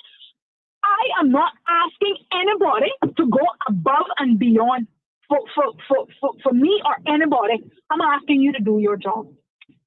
And do it fair and within the confines of the law. Do your job. And do your job. Within the law.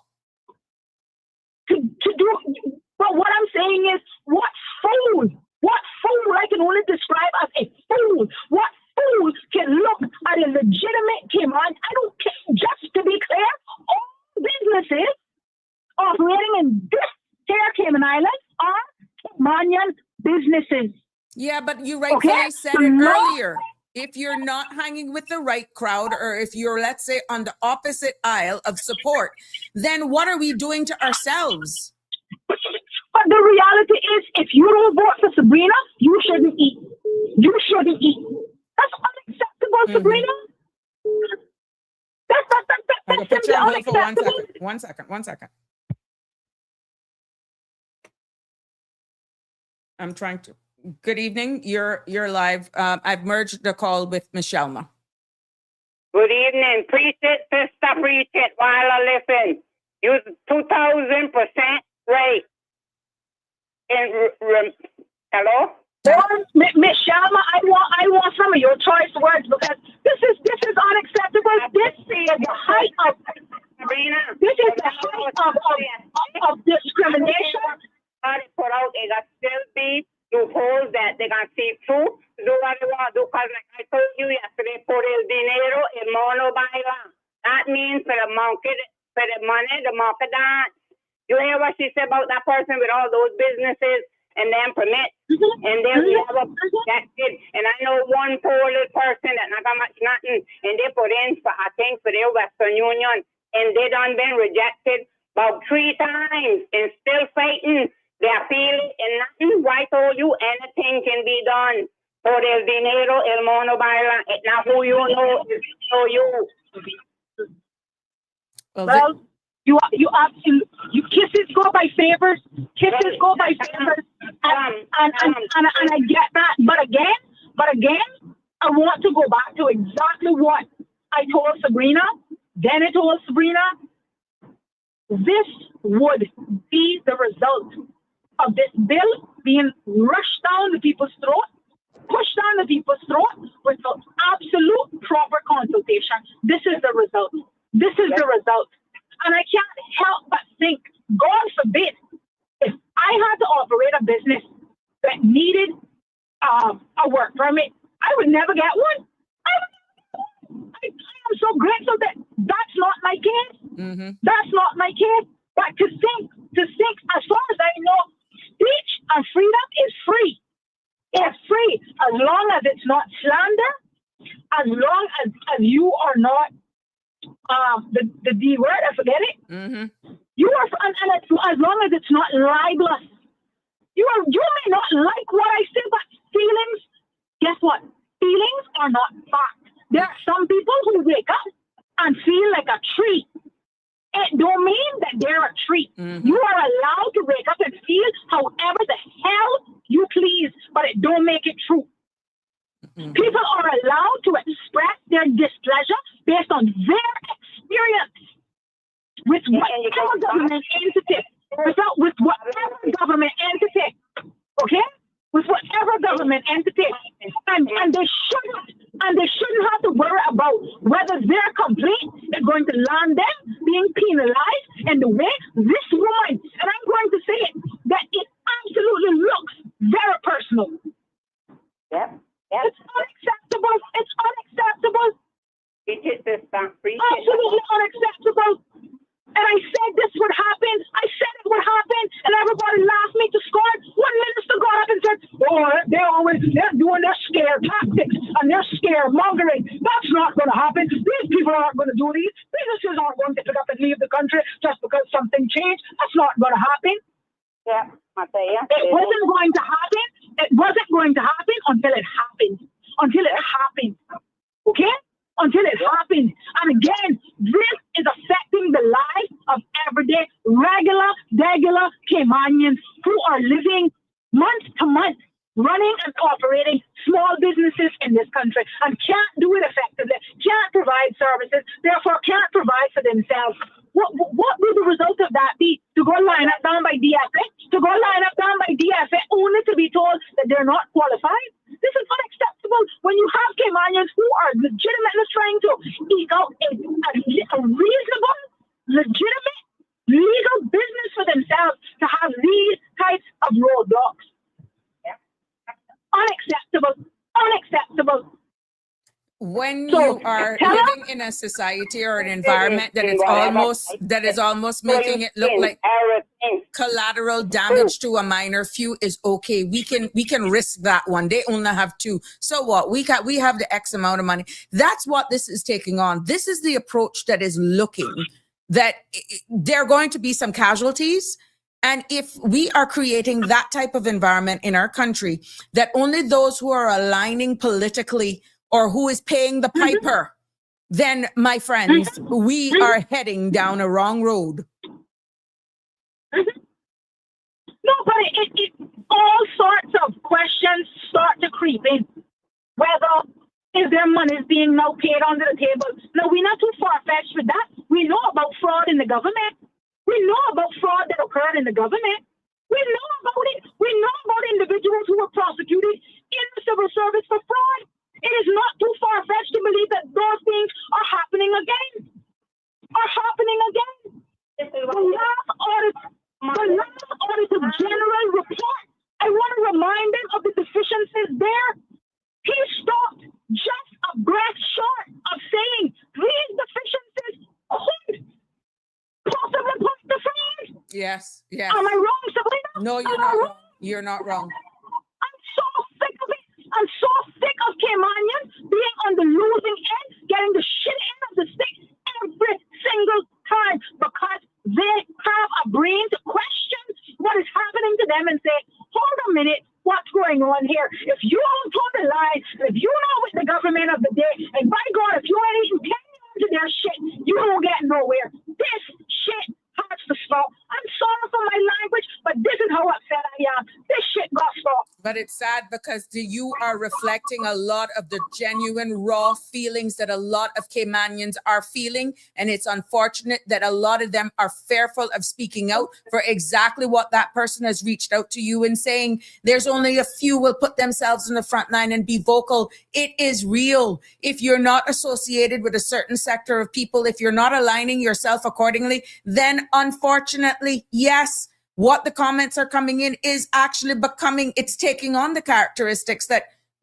it's played from within. You don't get through unless you're liked. It doesn't care who represents you. It doesn't care whether or not you represent yourself. Some are asking for information that is just exposing all of your clients based on the service that you're in. When you check it, they have a friend or foe that has your contracts. They see what your rates are, and you're losing clients because of inside trading. This is a real thing. And the sad part is, it is our Caymanians doing it to other Caymanians. And we're talking about, we changed the name on an immigration law to say Caymanian Protection. But what you're talking about, the processes, that label means nothing if you're acting contrary to what that says. Well, quite frankly, that should be changed to Caymanian Exploitation Act. It should be changed to Caymanian Exploitation Act because the only persons being exploited are Caymanians. There ain't no protection there for us. There ain't none. It is an illusion and smoke and mirrors. It is an illusion. I said this. I wanted to give this government the benefit of the doubt that Caymanian businesses would not suffer. I did, Sabrina, and if you recall, I've been very quiet. While this thing made its way down the pipeline, trying to get to the rollout process, I've been very quiet. Siobhan, a lot of people are calling me. A lot of people are calling. A lot of people are stopping me. A lot of businesses are hurting, and they are even scared to speak, which is why I'm wondering if there's a certain percentage based on the service that you're offering, the type of business that you're in, that they have factored in that they're going to be collateral damage and that there's going to be a small sector of business that are going to close down because of the process. But guess what? That is by design, which is contrary to what you're calling the piece of legislation.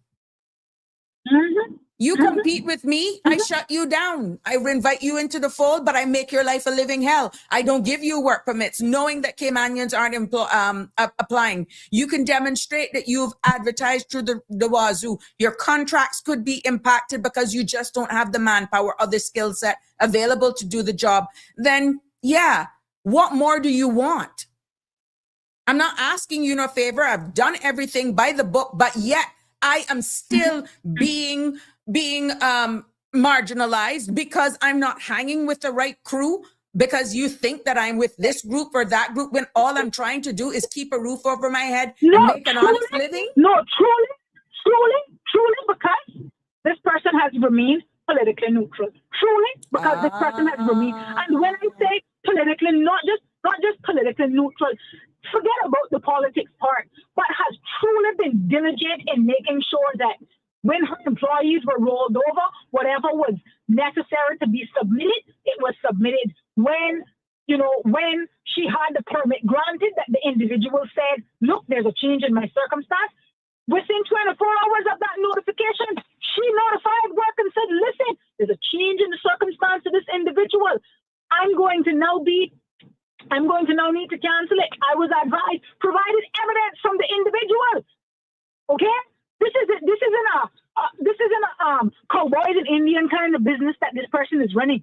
Okay? Mm-hmm. For a small business, I'm telling you, good tight belts and braces. Good tight belts and braces. And now, this is the crap that she is facing. This is the crap. It's sad because you know what the reality is? There's a lot more of business like that are going through the same thing, and they're crying. I'm telling you, they're feeling it. I'm telling you, I could set up a hotline to take complaints. I could set up a hotline. Some of the complaints I'm able to remediate myself and say, look, let's do it this way so that we don't actually have to make a complaint, because then you're just going to be targeted. You're just going to be targeted. But are we then creating the space for backdoor deals? That is the narrative. But are we? We don't have a choice, Sabrina. But we don't have a choice. Oh wow. We don't have a choice. Pay to play. Okay, let me give you a scenario. Okay, you have someone. You have a mother. Let's just call her a single mother who has the need for a domestic helper because she has a child at home. She has to work. Her nanny, her former domestic helper, has been rolled over. She's been diligent. You can see that person got only one employee. That employee is about to be rolled over. She's saying, look, legitimately, here's my little letter that you asked for. Sabrina is being rolled over from this role. I want to hire Siobhan into this role for a domestic helper. During the transition period, it's just going to be a handover. It's technically not going to be two employees. Obviously, one is coming to the end of their term limit. How stupid can you be to not realize the transition that's taking place? But you're not going to give that individual that domestic helper work permit, therefore creating a hindrance for that mother to be able to go out to take care of that child. And God forbid she loses her job and has to go down to DFA. She's being told you can't get it because you actually have $2,000 in your bank account. Miss me with all of this bullshit. Miss me with it, you hear? Oh, I'm sick of it. Oh, wow. I'm sick of it. Caymanians cannot continue to bear the brunt for the foolishness that's being done at legislative levels. We can no longer continue to bear the burden. We can't. We're struggling. We're drowning underneath all of the legislative framework that you are creating that's supposed to make our lives somewhat easier. You're making our lives difficult. You're making our mere existence difficult. Difficult is an understatement. Mm-hmm. Is an understatement. In your quest to be the pharaoh of politics, you are killing Caymanians and their businesses. This is unacceptable, Sabrina. Unacceptable. Who the hell do you complain to? What if they don't care? Avenues like this. Who the hell do you complain to? I'm just asking a general question. Don't come to their office. I'm just asking a general question. What if there really isn't a sincere, genuine need to care? Because like I said, in every transition, in every modernization, that's a rhetorical question, Sabrina. There is collateral damage. Look at the nature of the business. That's a rhetorical question. Okay. That's a rhetorical question. If you're not eating 10 yards of their shit, you don't get nowhere. Exactly. You don't get nowhere. Exactly. You don't get no play. Your business don't deserve workers. You can't find a Caymanian to go do that to do that job. Just try. she tried. I even said to her, look, I'm willing to learn just to help you out. Mm-hmm. I'm willing to learn just to help you out. You know, I can speak from Because I think, experience prior to running because I for think this is political what we're office. supposed to do. I could not grow my I think business this is because what we're supposed to do, Sabrina. I could not grow my business elevating for 15 years because there were members sitting on the board that thought that I didn't need someone with paralegal experience in my business. And when you check it out, the members on the board were competing with me, one, and two, I was tapping into them trying to get some clientele, corporate clients of mine. That's what we're facing. But there's So but there's nobody out there. experience. But there's nobody out there questioning why we have 4,976 mobile car washes. There we There's go. nobody out there on a flipping job site making sure that a man with a car wash permit not hanging sheetrock. There's nobody out there making sure that a man that got a bar permit not out there laying blocks. There's nobody out there making sure that somebody who's hired to Sabrina as a domestic helper not moonlighting at a bar for Sharon Hyde. But we got time. We got time. To hold me back All and the people time like in the you. world Yeah. to hold legitimate Caymanian businesses who are merely trying to provide for themselves and families. And I'm not talking about a business that pops up overnight. Correct. 33 flipping years. Yep. 33 years. Somebody who has done nothing but demonstrate themselves to be an exemplary business and providing an essential service in this country. Mhm. This is the shit that they face. Mhm. This is the bureaucracy. This is not okay, Sabrina. It's not okay. And I am big mad. I am big mad. And it's because we have remained quiet for too long and silence is consent. And for those who they're scared to speak because we're seeing these happen, but this needs Well, unity. my God, Sabrina. This needs Well, banding my God. together. This Can needs you team. can you imagine that she went from one permit being denied because the person had a certification to being told that she didn't have a business need, that she wouldn't be to being told that she actually didn't have a real business need when she only had one person and the business has historically been run But that is what I'm trying to tell you. They are definitely pigeonholing and pretty much stifling a Caymanian business growth. How can you move? How can you grow? How can you offer these type of grants? For example, that tourism is doing right now, if that's what's happening in the background. But bearing in mind, one of the requirements says must be 100% Caymanian employees. Mm-hmm. You're not going to necessarily find that in every business model, even though this is for a tourism thing. Mm-hmm. Is that the image that we're going to be looking for moving forward for all businesses? Sabrina, I'm tired. I'm tired of this being the cry and the plight of my people. I'm tired, Sabrina. I'm tired of fielding complaints. I'm tired of being what I feel like the lone wolf out here. I'm tired. I want to be able to call in and say, and again, let me say this. I am not going to suggest that there aren't good civil servants out there. I'm not going to say that. Who are out there working overtime to compensate for the ones that are doing the bare minimum, almost negative. I'm not talking about them. I'm really not talking about them, Sabrina.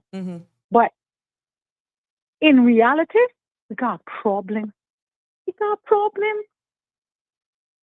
got big problems, Sabrina. It's going to take with no solution in sight. With no together. solution in sight. And the sad part about it is, Sabrina, it changes with every administration. It changes with every For the better or administration. worse. People get sidelined and maligned. And if you're not, like I said, if you ain't eating 10 yards of their shit, dog eat your supper. Dog eat your flipping supper.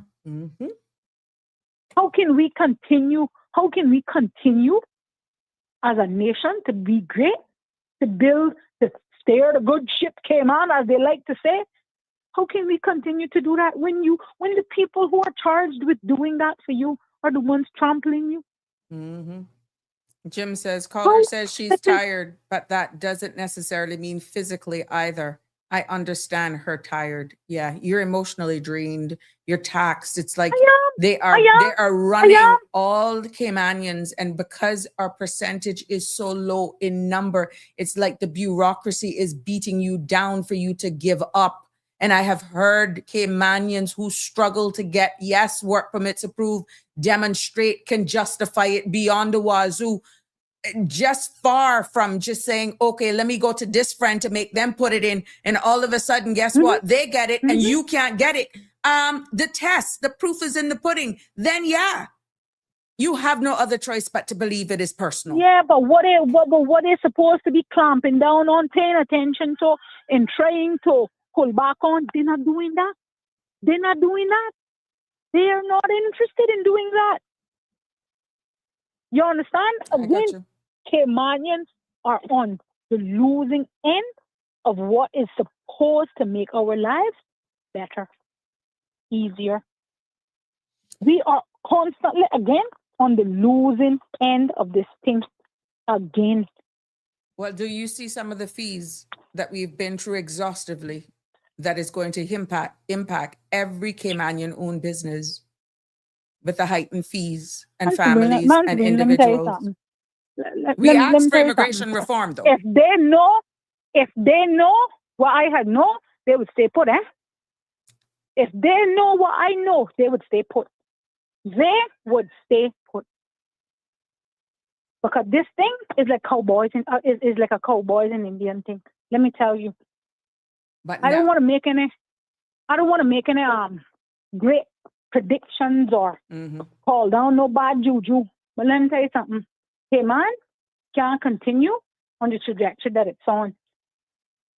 There are Caymanians who are sitting at the table who are not only at one time our complaint was that we were only getting the crumbs. We were only able to get the crumbs from the table. Okay? What's happening now is you have Caymanians sitting at the table who also want the crumbs for themselves. They don't even want you to get the crumbs, Sabrina. Okay? That's how disgusting, nasty they have become. They don't even want you to get the crumbs simply because you and them don't wear the same political shirt. You and them don't vote on the same side. Okay? And it's unacceptable. So because you don't like me, I should never eat in this country. I want to remind the public, there's a Caymanian who had to leave this country, in order to survive, simply because he dared to question the narrative of what was taking place, not just to him. He rarely advocated for himself. It was always for other Caymanians. For other Caymanians. And you see why it got him? It's sad, Sabrina. It really, really sad. So that is why the majority of the others then are refusing to speak, because they don't want to be a victim of that, to have to leave. So they just be quiet. Yeah, but Sabrina, that is not the solution either. Whether you are in the loud majority or silent minority, the solution to getting change cannot be to sit back and buckle up, buttercup. That can't be the solution. You can't just go along to get along, Sabrina. We can't continue to do that. You see where getting along has gotten us? Remember how much debt this country is in? Remember how much money we not spent that we wasted? We got nothing to show for it. Okay? People pissing away money down the proverbial drain. Okay? Expenses that my children, grandchildren, and yours too are going to be saddled with debt. Again, spending money that we don't have, but their priorities are increasing the budget for their political offices that they don't friggin' sit in, and making sure that the people carrying out their dirty work, I'm going to say that today, their dirty work, can get more money. It's unacceptable, Sabrina. It's really unacceptable. Really, really unacceptable. So tired of it. I go to the point and say, like you rightfully said earlier on, you do not get the message because it's coming from a messenger that you don't like. But where do we go from here? What does it take? There are platforms like this, and I can remember in the earlier days, one big supporter of this platform said, Sabrina, this cannot be just a platform where we just talk, but we have to see meaningful solutions. But when those that you actually have to go and report to that should be reflecting the people and representing are appearing to be the problem, then Houston, we have a problem. Sabrina, I heard another, I don't want to disrespect their program and call it a podcast, but I heard another talk show host saying, and I believe him because I know the individual he was talking about, and that's absolute ignorant and obtuse that she is, who said she would not involve one particular individual on a project in this country, despite that person being the leading expert on that subject matter, that she would not include that individual because he was associated with an individual that did not support her politically. You see what I'm telling you? If you ain't eating 10 yards of this shit, you ain't getting nothing. You ain't getting nothing. And it ain't even good shit, Sabrina. It ain't even good shit. Oh, wow. It's foolishness. It's foolishness. Okay? Absolute bullshit. Bullshit. Okay? This is the crap that we have happening in this country. This is the crap that we have happening in this country. And guess what? Every freaking month, they get their paycheck and then some. And then some. But then okay? in the next 3 years, at the end of the day, the next 3 years, we go through this again. They put up a beautiful show. They put on a beautiful show, make promises, and then bang, we forget. Buy you a couple of yards of this, couple of yards of that, wine and dine you a couple of days. Yeah. I'm going to say this. Come with the envelopes of money, 5,000 a pop. People, well, I wish they would come to me. I'm going to take their money. I'm going to tell you that. I'm going to take their money. People who don't take care of their own shouldn't be tasked with the responsibility of taking care of anybody else. I'm going to say that, and they can put that, I can leave that, and they can put that where they want. But is that a People reflection who of don't take everybody? care of their own, basically, because if you're not with them, you don't deserve to eat. Gotcha. You don't deserve to eat. That's becoming very obvious. People who don't take care of their own certainly should not be tasked with taking care of anybody else. They need to be put back out in the public sector, just like the rest of us, to have to earn a living, just like the flipping rest of us. A man shall eat by the sweat of his brow. It never said by the foolishness that come out of his mouth. It said by the sweat of his brow. That means you got to work. You got to work.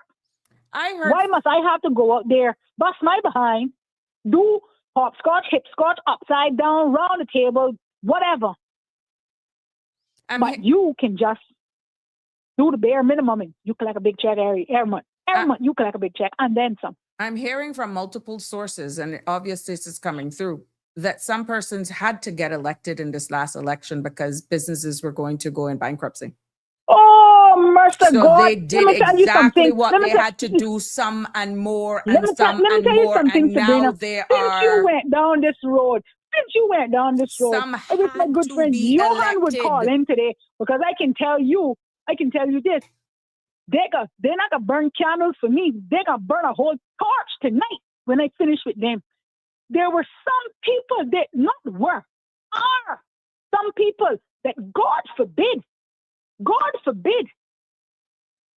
I guess in order to be declared bankrupt, you gotta have an open bankruptcy filing. But you got some serving up and there. And I'm not just talking about regular MPs. I'm talking about ministers too, who not much better off than me. And I've never sat in the House of Parliament. In order to be an MP, you got to be solvent. But we don't take any consideration into those things, right? But I am going to quote my great-grandfather, whom I have never met, but through stories from my grandmother, who is now deceased as well, her father, who himself was a statesman. I'm not going to say an MP, it would be an insult to him, or a politician, right? Who said, when you elect people who have nothing to lose, they don't have nothing to protect. Exactly. Stop voting for broke people. Broke people got one thing, to not be broke. That's their goal, to not be broke. And they will do whatever they want to do, whatever they have to do to make sure that their position is better off than when they went in there. If it even means your detriment, your detriment. People who have nothing to lose have nothing to protect. Exactly. Which have is why nothing they to could be protect. openly buying the votes and people fall for it, saying, oh, what a nice Zero person. and zero. Exactly. Zero and zero will always be zero. Okay? Vote for people who got something to lose. Because if they got something to lose, they got something to protect. Exactly. They But have now something you to can't protect. complain.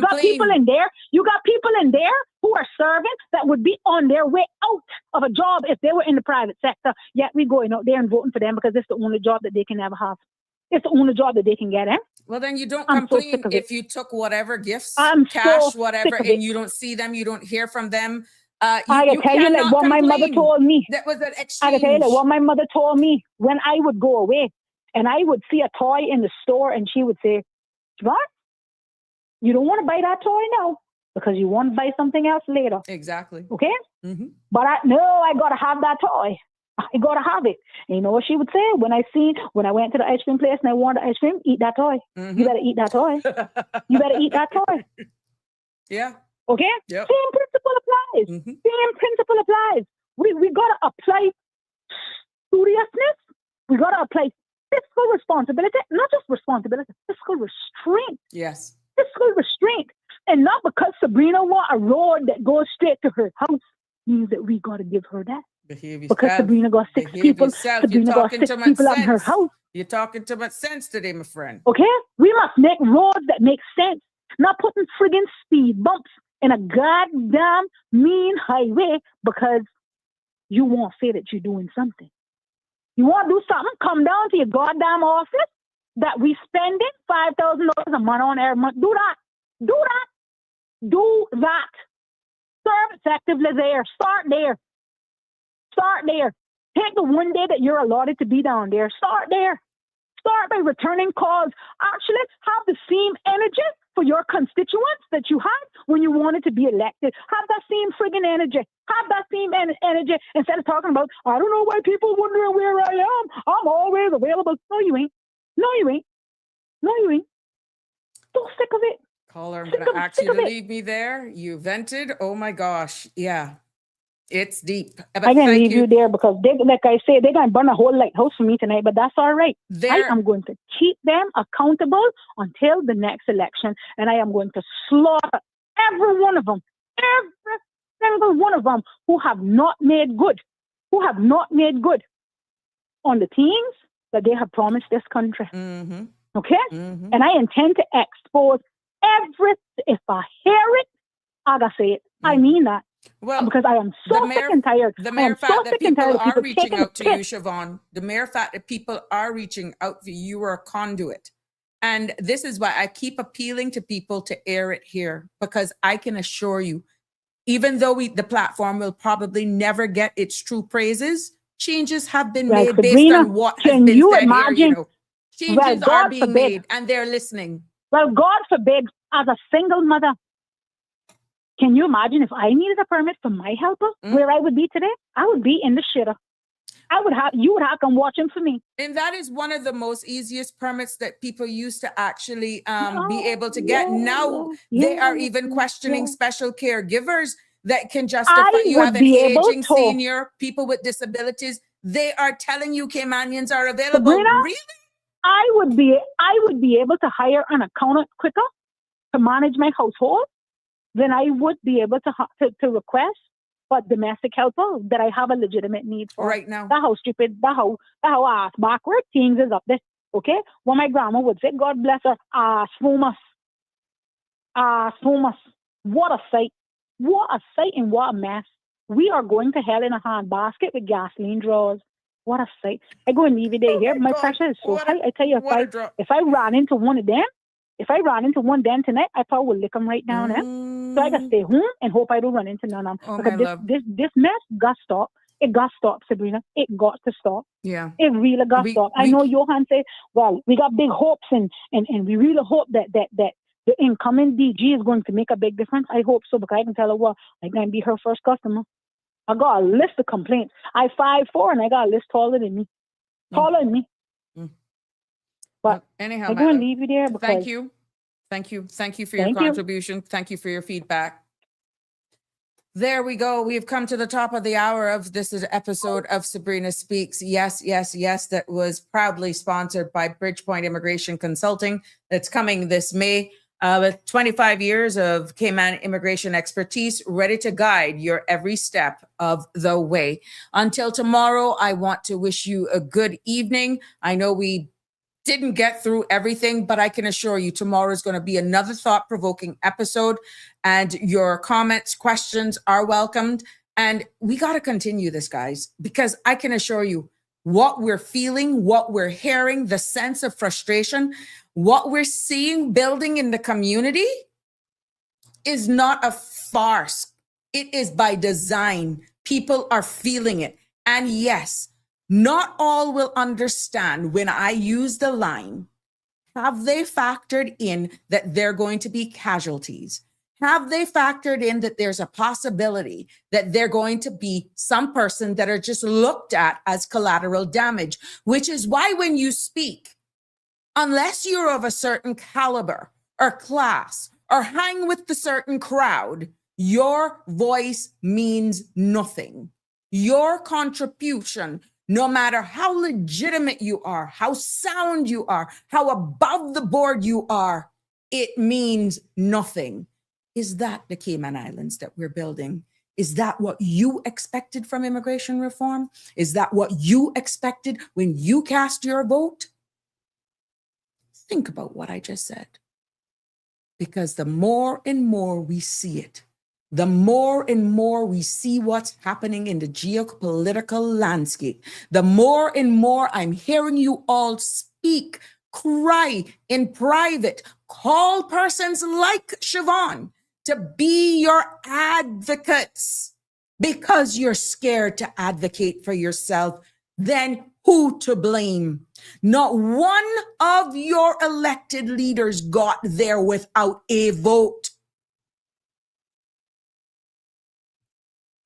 If you were one who sold it, thank God we serve a mighty God. He can forgive you and you can correct it and make it right. But this is the message moving forward. The one who plays the piper choose the song. The one who pays the piper choose the song. If you can be bought, you can be sold. And if you sold your vote, don't be upset if they don't come around. Don't be upset if you were removed from a board, even though you were added. You sold your vote. It's an even exchange. It is what it is. But you can ask for forgiveness. You can wake up and smell the roses and stop thinking insular. Stop thinking about just yourself and look at the greater good. Because at the end of the day, if we don't come together as a society, this is just a tip of the iceberg. And mark my word here today, have they factored in collateral damage? Are you in that percentage? Is the system designed that way? It has been my pleasure bringing you this episode of Sabrina Speaks. God bless. Good night. Love you lots. See you tomorrow. That's a wrap for today's edition of Sabrina Speaks. Thank you for tuning in and for being part of the conversation. Remember, the dialogue doesn't stop here. Stay engaged, stay informed, and most importantly, stay empowered. We'll be back tomorrow at 5 p.m., same time, same place, right here on CMR TV and radio, where your voice matters and your truth is heard. Until then, Cayman, take care of yourself and each other. That's it for today's edition of Sabrina Speaks, where your voice matters, your story counts, and your truth is always welcome. Join us weekdays from 5 until 6:30 p.m. right here on CMR TV as we dive into the topics that matter most to you. Catch the show live or on demand at cmrtv.com And don't forget to follow us on Facebook, YouTube, and Instagram so you never miss a moment. Until next time, stay informed, stay engaged, and always speak your truth.